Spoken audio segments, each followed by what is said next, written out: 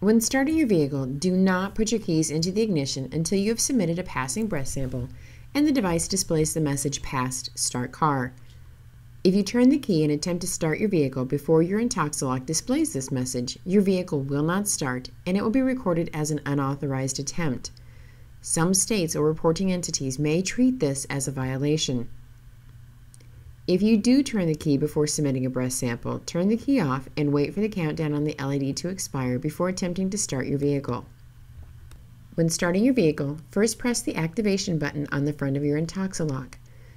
The LED will display clearing blow. Once your breath sample is completed, the fuel cell will analyze it and display your results. In most states, the LED screen will show your breath alcohol level, also referred to as BRAC. However, a few states will only allow the device to show pass, warning, or fail, or green, yellow, or red depending on your alcohol level. If your sample is below the preset state limit, the unit will display Passed, Start Car. At this point, a 2 to 3 minute countdown will start. Simply put your keys in the ignition and start your car as usual. If the countdown expires before you start your vehicle, you will need to submit an additional sample to start your vehicle.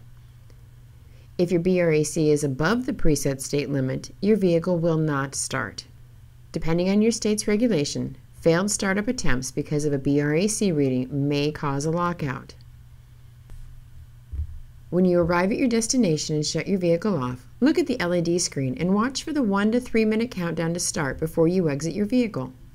You'll want to do this because on occasion your Intoxalock may ask for a rolling retest just as you're shutting off your vehicle. If this happens, you must take the test even if your car is no longer running to avoid a possible violation or a lockout situation. For more information about starting your vehicle, using your Intoxalock, and your state's regulations, please review the rest of the Intoxalock user videos or refer to your user's manual.